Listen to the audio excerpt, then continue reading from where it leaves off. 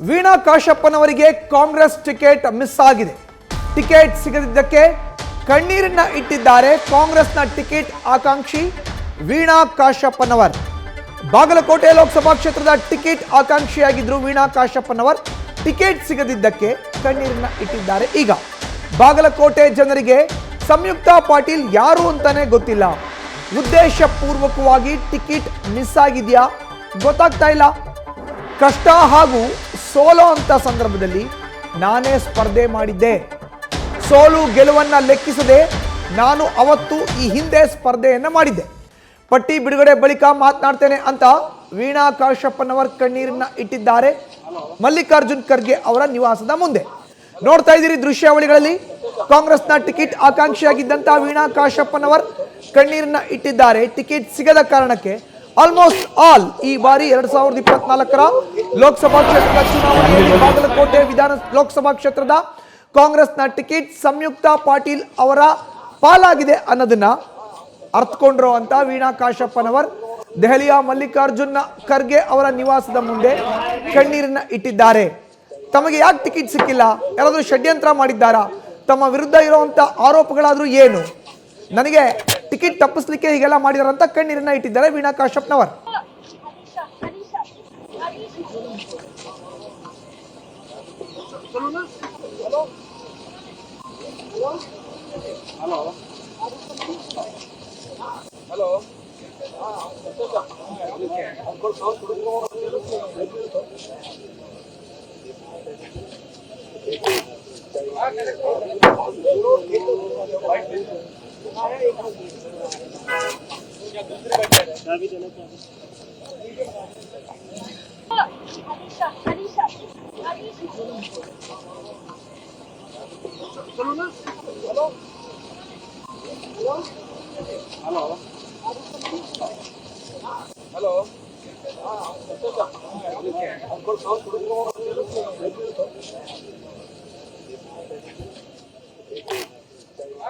ಇನ್ನು Veena ಕಾಶಪ್ಪನವರಿಗೆ ticket miss ಆಗಿರೋ ಬಗ್ಗೆ ಅವರ ಪತಿ ಹಾಲಿ ಹುನಗುಂದ ವಿಧಾನಸಭಾ ಕ್ಷೇತ್ರದ ಕಾಂಗ್ರೆಸ್ನ ಶಾಸಕರಾಗಿರೋ ಅಂತ ವಿಜಯಾನಂದ ಕಾಶಪ್ಪನವರ ಪ್ರತಿಕ್ರಿಯೆ ಕೊಟ್ಟಿದ್ದಾರೆ. ಬನ್ನಿ ನೋಡೋಣ.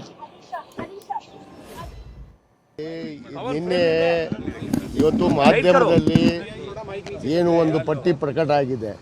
ಇವತ್ತು ನಮ್ಮ ಕಾಂಗ್ರೆಸ್ ನಮ್ಮ ಕರ್ನಾಟಕ ರಾಜ್ಯದ್ದು ಇವತ್ತು ಅದನ್ನೇ ಒಂದು ನೋಡಿಕೊಂಡು ನಾವು ಸನ್ಮಾನ್ಯ ನಮ್ಮ AICC ಅಧ್ಯಕ್ಷ ಅಂತ ಸನ್ಮಾನ್ಯ ಮಲ್ಲಿಕಾರ್ಜುನ್ ಖರ್ಗೆ ಅವರಿಗೆ ಮತ್ತು ನಿನ್ನೆ ಈಗಾಗಲೇ ನಾವು ಸನ್ಮಾನ್ಯ ಮುಖ್ಯಮಂತ್ರಿಗಳಿಗೆ KPCC ಅಧ್ಯಕ್ಷರಿಗೆ ಈಗಾಗಲೇ ನಾವು ಭೇಟಿಯಾಗಿದ್ದೀವಿ.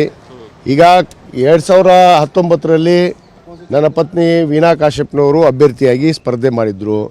ಇವತ್ತು ಅಲ್ಲಿ ಪರಾಜಿತ ಆದಮೇಲೆ ಕಳೆದ 5 ವರ್ಷ ಇವತ್ತು ಮಧ್ಯೆ ಬಂದಂಥ 2023ರಲ್ಲಿ ಬಂದಂಥ ನಮ್ಮ ವಿಧಾನಸಭಾ ಚುನಾವಣೆ ಇರ್ಬೋದು, ಇನ್ನೂ ಅನೇಕ ಚುನಾವಣೆಗಳು ಸ್ಥಳೀಯವಾಗಿ ಪಕ್ಷ ಸಂಘಟನೆ ಹಿಡಿದು ಎಲ್ಲ ರೀತಿಯಲ್ಲಿ ಅವಳು ಇವತ್ತು ಸಕ್ರಿಯವಾಗಿ ಪಾಲ್ಗೊಂಡು 5 ವರ್ಷಗಳ ಕಾಲ ಇವತ್ತು ಅವಳು ಸೋತರೂ ಕೂಡ ಮನೆಯಲ್ಲಿ ಕೂಡದೇ ಕೆಲಸವನ್ನು ಮಾಡಿದ್ದಾಳೆ, ಪಕ್ಷ ಸಂಘಟನೆಯನ್ನು ಮಾಡಿದ್ದಾಳೆ. ಆ ಒಂದು ಇದನ್ನು ಗುರುತಿಸಿ ಇವತ್ತು ಕರ್ನಾಟಕ ಪ್ರದೇಶ ಕಾಂಗ್ರೆಸ್ ಸಮಿತಿಯ ಪ್ರಧಾನ ಕಾರ್ಯದರ್ಶಿಯಾಗಿ ಮಹಿಳಾ ಉಪಾಧ್ಯಕ್ಷ ಸ್ಥಾನವನ್ನು ಕೂಡ ಪಕ್ಷನೇ ಕೊಟ್ಟಿದ್ದು. ಇವತ್ತು ನಮಗೆ ಅನೇಕ ನಾಯಕರು ಭರವಸೆ ಕೂಡ ಕೊಟ್ಟಿದ್ದರು. ಇವತ್ತು ಆ ಭರವಸೆ ಹಿನ್ನೆಲೆಯಲ್ಲಿ ಇವತ್ತು ನಿನ್ನೆ ಏನು ಪಟ್ಟಿ ಬಿಡುಗಡೆ ಆದಮೇಲೆ ಅವರು ಈ ಏನು ಒಂದು ಸ್ಕ್ರೀನಿಂಗ್ ಕಮಿಟಿಯಲ್ಲಿ ಇವಳು ಹೆಸರೇ ಕಳಿಸಿಲ್ಲ ಅನ್ನೋದು ಕೂಡ ನಮಗೆ ಮಾಹಿತಿ ಆಗಿದೆ. ಈ ವಿಚಾರವಾಗಿ ನಾವು ಸಾಮಾನ್ಯ ಅಧ್ಯಕ್ಷರಿಗೆ ಪ್ರಶ್ನೆ ಮಾಡಿದಾಗ ಅವರು ಕೂಡ ಹೇಳಿದರು, ನಿಮ್ಮ ಸ್ಥಳೀಯ ನಾಯಕರು ಇದಕ್ಕೆ ಉತ್ತರ ಕೊಡಬೇಕು, ನಾನು ಕೊಡೋಕ್ಕಾಗಲ್ಲ ಅನ್ನೋ ಮಾತನ್ನು ಕೂಡ ಈಗ ಹೇಳಿದ್ದಾರೆ. ಬಹುತೇಕ ಇವತ್ತು ಅಂತಿಮಗೊಳ್ತಾ ಇದೆ ಪಟ್ಟಿ. ನಾನು ವಿನಂತಿ ಮಾಡ್ಕೋತೀನಿ, ಯಾಕಂದರೆ ಇದು ನಮ್ಮ ಕುಟುಂಬಕ್ಕೆ, ಯಾಕಂದರೆ ಕಳೆದ 50 ವರ್ಷದಿಂದ ನಾವು ಕಾಂಗ್ರೆಸ್ ಪಕ್ಷದಲ್ಲೇ ಹುಟ್ಟಿ ಕಾಂಗ್ರೆಸ್ ಪಕ್ಷದಲ್ಲೇ ಬೆಳೆದು ನಾನು ಕೂಡ ಇವತ್ತು ಅದೇ ಜಿಲ್ಲೆಯ ಶಾಸಕ. ಇವತ್ತು ಶಾಸಕರ ಮೇಲೆ ಹಾಕೋದು, ಇನ್ನೊಬ್ಬರ ಮೇಲೆ ಹಾಕೋದು, ಇದೇ ಥರ ಒಂದು ಆರೋಪಗಳು ನಡೆದಿದೆ. ಇವತ್ತು ಸಂಯುಕ್ತ ಪಾಟೀಲ್ ಬಗ್ಗೆ ಹೆಚ್ಚಿನ ಡೀಟೇಲ್ಸ್ನ ನಮ್ಮ ಪ್ರತಿನಿಧಿ ಜಗದೀಶ್ ನೀಡ್ತಾರೆ. ನೇರ ಸಂಪರ್ಕಕ್ಕೆ ಜಾಯ್ನ್ ಆಗಿದ್ದಾರೆ. ಜಗದೀಶ್, ಬಾಗಲಕೋಟೆಯ ಟಿಕೆಟ್ ವೀಣಾ ಕಾಶಪ್ಪನವರಿಗೆ ಮಿಸ್.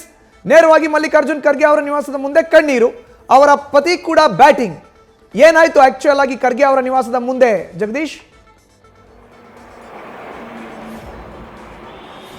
ಮಧುಸೂದನ್, ಯಾವಾಗ ಬಾಗಲಕೋಟೆ ಲೋಕಸಭಾ ಕ್ಷೇತ್ರದ ವಿಚಾರವಾಗಿ ಚರ್ಚೆಯನ್ನ ಮಾಡುವಂತಹ ಸಂದರ್ಭದಲ್ಲಿ ವೀಣಾ ಕಾಶಪ್ಪನವರ ಹೆಸರೇ ಈ ಒಂದು ಸ್ಕ್ರೀನಿಂಗ್ ಕಮಿಟಿಯಲ್ಲಿ ತೆಗೆದುಕೊಂಡಿಲ್ಲ ಅನ್ನುವಂತಹ ವಿಚಾರ ಈಗ ಕಾಶಪ್ಪನವರಿಗೆ ಅಂದ್ರೆ ವಿಜಯಾನಂದ ಕಾಶಪ್ಪನವರಿಗೆ ಮತ್ತೆ ಜೊತೆಗೆ ವೀಣಾ ಕಾಶಪ್ಪನವರಿಗೆ ಗೊತ್ತಾಗಿರುವಂತಹ ಕಾರಣಕ್ಕಾಗಿ ಅವರು ನೇರವಾಗಿ ಖರ್ಗೆ ಅವರ ನಿವಾಸಕ್ಕೆ ಬರ್ತಾರೆ. ಖರ್ಗೆ ಅವರ ನಿವಾಸಕ್ಕೆ ಬಂದು ಅಲ್ಲಿ ಖರ್ಗೆ ಅವರ ಮುಂದ್ಗಡೆ ಮನವಿಯನ್ನ ಮಾಡ್ಕೊಳ್ಳುವಂತಹ ಕೆಲಸವನ್ನ ಮಾಡ್ತಾರೆ. ನಮ್ಗೆ ಯಾಕೆ ಟಿಕೆಟ್ ಮಿಸ್ ಆಯಿತು, ಕಳೆದ 5 ವರ್ಷಗಳಿಂದ ನಿರಂತರವಾಗಿ ಆ ಕ್ಷೇತ್ರದಲ್ಲಿ ನಾವು ಕೆಲಸವನ್ನ ಮಾಡ್ಕೊಂಡು ಬರ್ತಾ ಇದ್ವಿ. ಮತ್ತೆ ಕಳೆದ ವಿಧಾನಸಭೆ ಸಂದರ್ಭದಲ್ಲೂ ಸಹಿತ ಎಲ್ಲಾ ಕ್ಷೇತ್ರಗಳಿಗೂ ಹೋಗಿ ಎಲ್ಲಾ ಶಾಸಕರಿಗೆ ಅನುಕೂಲ ಆಗೋ ರೀತಿಯಲ್ಲಿ ಪ್ರಚಾರವನ್ನ ಮಾಡಿದ್ವಿ. ಆದ್ರೆ ಈಗ ನಮ್ಮ ಟಿಕೆಟ್ ಮಿಸ್ ಆಗೋದಕ್ಕೆ ಮೂಲವಾದಂತಹ ಕಾರಣ ಏನು ಅಂತ ಪ್ರಶ್ನೆ ಮಾಡುವಂತಹ ಸಂದರ್ಭದಲ್ಲಿ ನೇರವಾಗಿ ಮಲ್ಲಿಕಾರ್ಜುನ್ ಖರ್ಗೆ ಅವರು ಹೇಳ್ತಾರೆ, ನಿಮ್ಮ ಹೆಸರು ಯಾವುದೇ ಕಾರಣಕ್ಕೂ ಸಹಿತ ಹೈಕಮಾಂಡ್ ವರೆಗೆ ತೆಗೆದುಕೊಂಡು ಬಂದೇ ಇಲ್ಲ. ಅಂದ್ರೆ ರಾಜ್ಯದ ನಾಯಕರುಗಳು ಕೂತ್ಕೊಂಡು ಚರ್ಚೆಯನ್ನು ಮಾಡುವಂತಹ ಸಂದರ್ಭದಲ್ಲಿ ಸ್ಕ್ರೀನಿಂಗ್ ಕಮಿಟಿಯಲ್ಲೇ ನಿಮ್ಮ ಹೆಸರು ಪ್ರಸ್ತಾಪ ಆಗಿಲ್ಲ.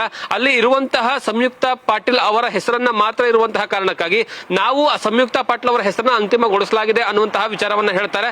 ಮತ್ತೆ ಅದರ ಜೊತೆಗೆ ಯಾಕೆ ಈಗ ಪ್ರಶ್ನೆ ಇರುವಂತದ್ದು, ವೀಣಾ ಕಾಶಪ್ಪನವರು ಅತಿ ಪ್ರಬಲರಾಗಿರುವಂತವರು. ಕಾರಣ ಏನು ಅಂತಂದ್ರೆ 2019 ಲೋಕಸಭಾ ಚುನಾವಣೆ ಸಂದರ್ಭದಲ್ಲೂ ಸಹಿತ ಅವರು ಅಲ್ಲಿ ಕಾಂಗ್ರೆಸ್ ಅಭ್ಯರ್ಥಿಯಾಗಿದ್ರು, ಅಲ್ಲಿ ಸೋಲನ್ನು ಅನುಭವಿಸಿದ್ರು. ವೀಣಾ ಕಾಶಪ್ಪನವರು ಹೇಳುವಂತಹ ಮಾತೇನಂದ್ರೆ, ಯಾವಾಗ 2019 ಲೋಕಸಭಾ ಚುನಾವಣೆ ಸಂದರ್ಭದಲ್ಲಿ ಯಾರೂ ಸಹಿತ ನಿಲ್ಲೋದಕ್ಕೆ ಒಪ್ಕೊಂಡಿರ್ಲಿಲ್ವೋ, ಸೋಲ್ತೀವಿ ಅಂತ ಗೊತ್ತಿತ್ತು, ಹಾಗಾಗಿ ಯಾರು ಸಹಿತ ನಿಂತಿರ್ಲಿಲ್ಲ. ಆದ್ರೆ ಈಗ ಇಡೀ ಕ್ಷೇತ್ರವನ್ನ ಕಳೆದ 5 ವರ್ಷಗಳಿಂದ ತುಂಬಾ ಚೆನ್ನಾಗಿ ಕಾಂಗ್ರೆಸ್ನ ಪರವಾಗಿ ಅಲೆ ಬರೋ ರೀತಿಯಲ್ಲಿ ನಾನು ಆ ಕ್ಷೇತ್ರವನ್ನ ರೆಡಿ ಮಾಡಿದ್ದೀನಿ.